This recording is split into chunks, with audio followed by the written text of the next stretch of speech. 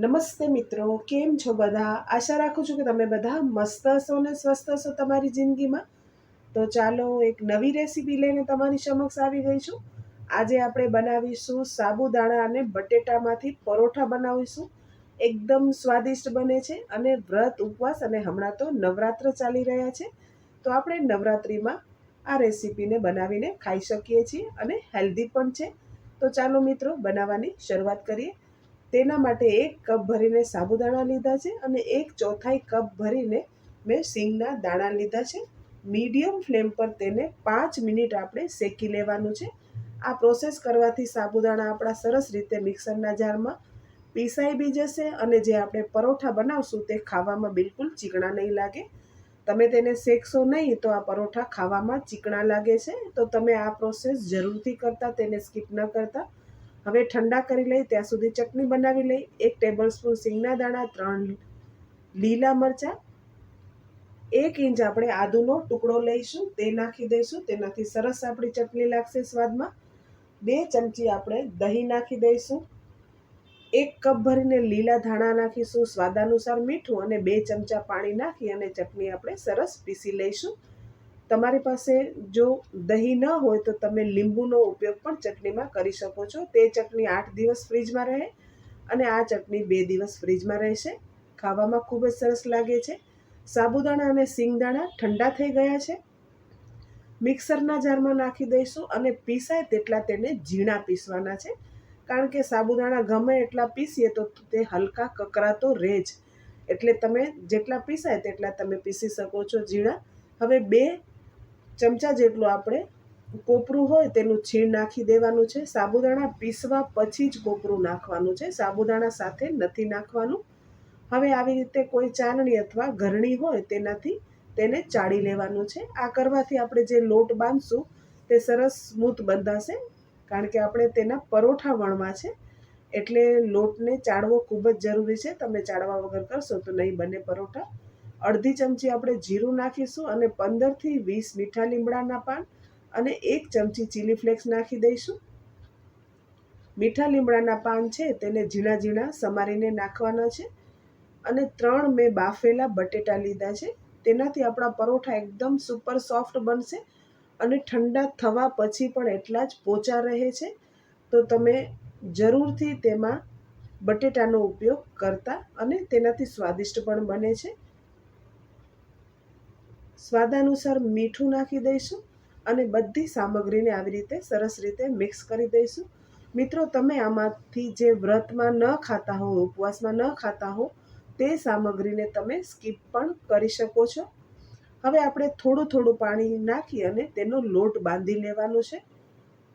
તેનો લોટ વધારે કઠણ પણ નથી બાંધવાનો અને ઢીલો પણ નથી બાંધવાનો, તો તે વાતનું ધ્યાન રાખીશું. મેં આ લોટમાં 8 ચમચા જેટલું પાણી લીધું છે. સાબુદાણા આપણા જૂના હોય તો વધારે પાણી જોઈએ, નહીં તો ઓછું પાણી જોઈએ. એટલે 1 ચમચો આગળ પાછળ પાણી થઈ શકે છે. તે હિસાબથી તમે પાણીનો ઉપયોગ કરતા.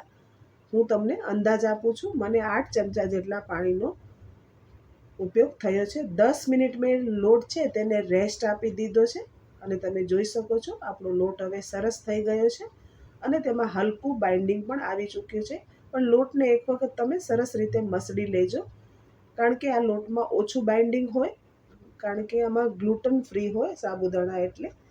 હવે આવી રીતે એક મોટો લુઓ લેવાનો છે અને પાટલા પર પણ તેને થોડું આવી રીતે આપણે મસળી લઈશું તો તે એકદમ સરસ આપણું જે ગોળનું છે તે થઈ જાય. કારણ કે આપણે વણશું એટલે આ સાઈડથી થોડા થોડા ફાટવાનો તો છે જ. હવે મેં સિંગોડાનો લોટ લીધો છે. તમારા પાસે આરા લોટ હોય, સિંગોડાનો હોય, તો ગમે ઉપવાસનો લોટ હોય તે લઈ અને તમે આવી રીતે વણી શકો છો. અને તે પણ જો લોટ ન હોય તો તમે પ્લાસ્ટિક પર થોડું તેલ લગાવી અને તેને પ્લાસ્ટિક પર વણી શકો છો, તો પણ આ સરસ વણાશે.